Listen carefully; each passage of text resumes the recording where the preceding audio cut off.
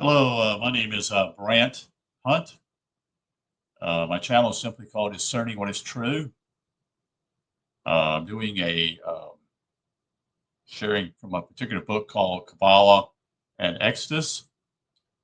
And I'm reading actually from this particular book, which is chapter 5, which is called Initiation, Personal, Exodus 2.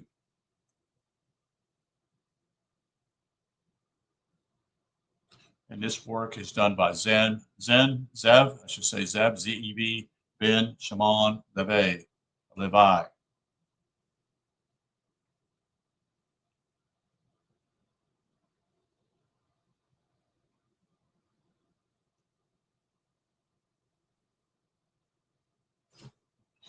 So again, it's called Initiation, Personal, Exodus chapter 2, or Exodus 2. According to legend, Moses did not go straight to the place of Jethro, as recorded in the Bible, but found himself as a fugitive in the camp of the king of Ethiopia. The king of Ethiopia was in the curious position of besieging his own capital because it had been taken by Balaam, the magician. As the inner dark other self of the psyche, Balaam, which means master of the people, was a unrighteous soothsayer or and sorcerer, in that he had developed remarkable psychic powers which he used to influence others without the integrity of the spirit. Seen internally, Balaam is that part of the psyche that seeks power without responsibility or reference to anything higher than self-love. Moses was accepted by the Ethiopians because his radiant face indicated an inner power that they lacked, their physical force being no match for Balaam. However, it was only when the king died that the Ethiopians called upon Moses to lead them against Balaam. Success was accomplished on the first day of Moses' commission, and he entered the city to be crowned and given the dead king's widow to wife. This fable, that's what it is, a fable, illustrates the power of awakening consciousness when applied to problems of a lesser magnitude. However, the allegory does not end there. While he reigned for 40 years, interesting number, 40 years, and increased the power of Ethiopia, he did not cohabitate or cohabit with the queen or worship the nation gods. The queen eventually turned against him for not consummating their union, or consummating, I should say, their union. And the Council of Ethiopia dismissed him, but not without honor for service rendered to the country. From this experience in handling a mundane and magical situation, that is on a practical ASYYAH and psychological. So let me just say this. Long ago, many thousands of years ago, they knew psychology even back then. They didn't represent it the way we do today. We've lost that knowledge and we're trying to reclaim that now. You see the wisdom of that, if you follow what I'm saying. Moses was moved on by providence to the next stage of his training. Jethro, whose name means excellence or preeminence, was a priest of Midian. He was very unusual for his time and place because he did not worship physical idols. He was a God-fearing man, and indeed has several other names to describe his qualities besides the biblical Hobak and Rea, which are translated by rabbis as beloved sons of God and friends of God. He's also called Putiel, or, quote, he hath renounced idolatry, end quote. Because of this, he was ostracized by his own people and lived with his 7 daughters in the desert. Again, the 7 is there. You understand what's going on here. The numbers represent key things, like 7 days, the 7 chakras. Get to the right place where I was at just a few minutes ago.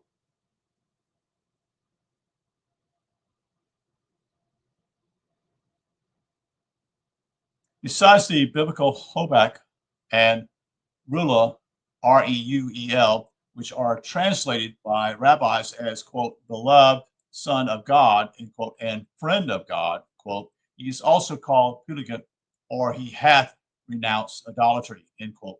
Because of this, he was ostracized by his own people. Sorry, I had to repeat this.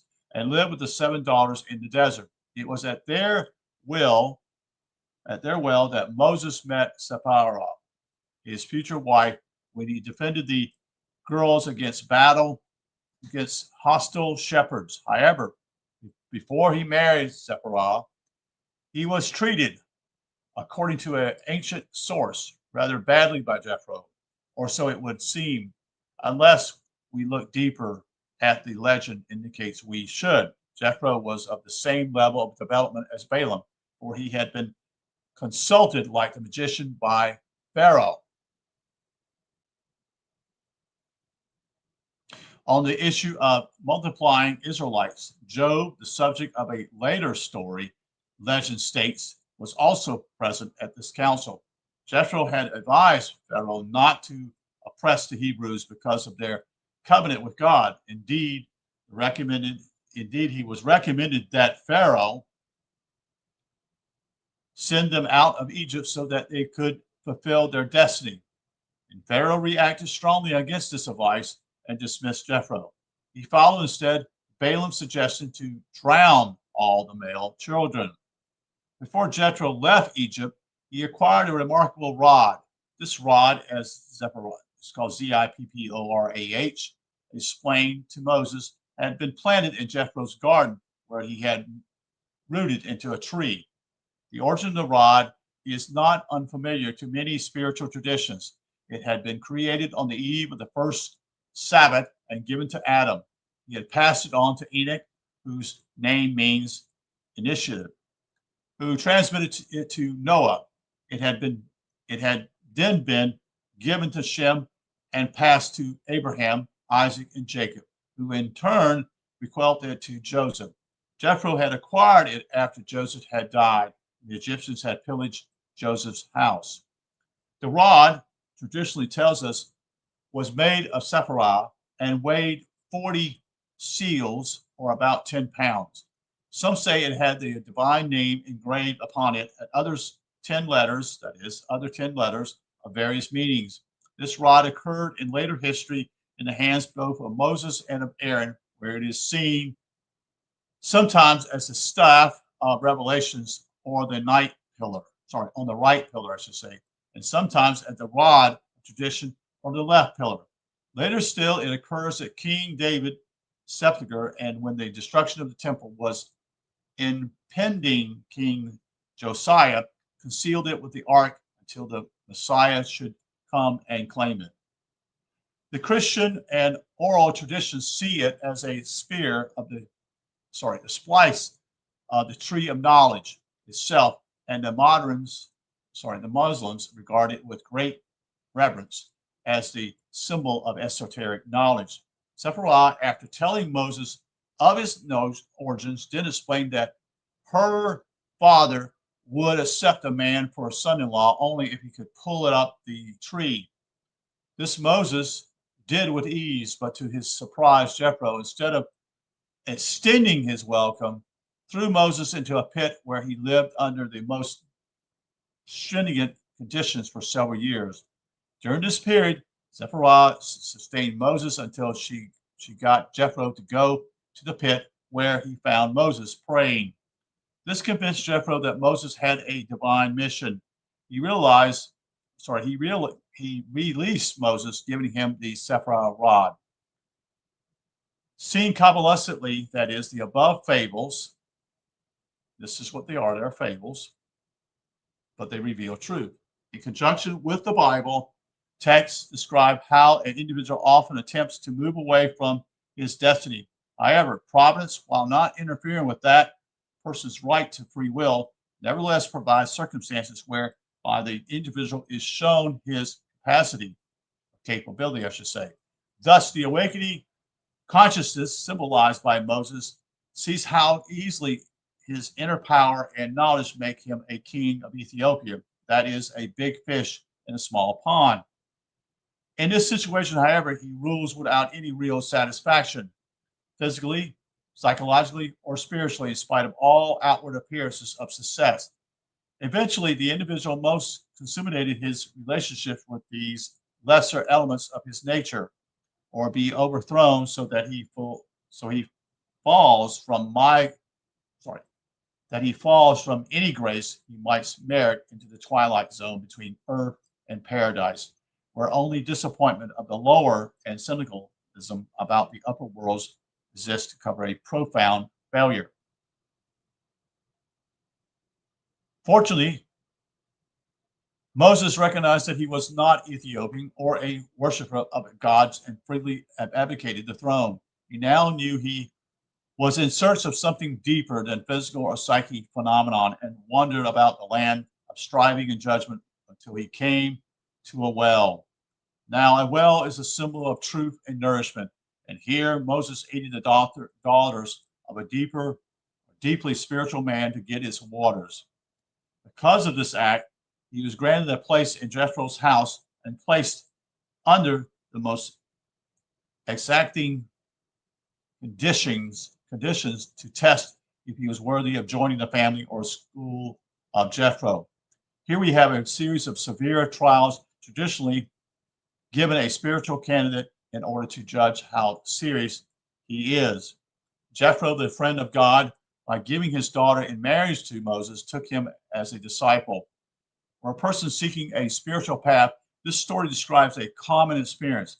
A man, by his acts of integrity, comes to the notice of a instructor of souls in order to test if such person or actions are genuine.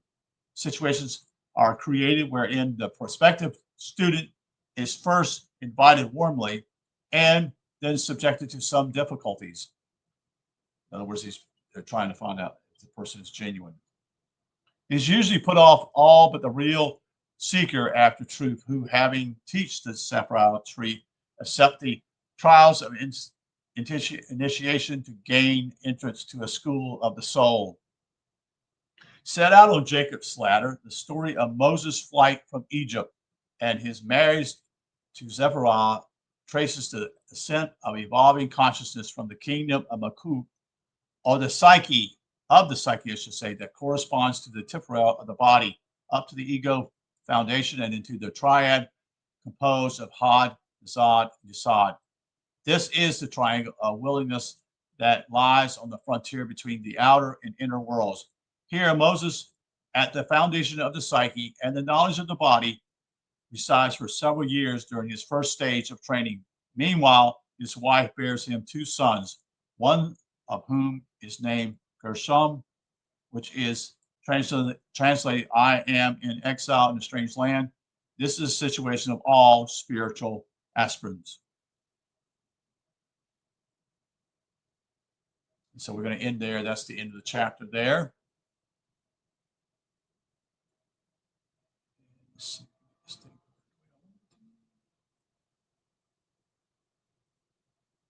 thank you for listening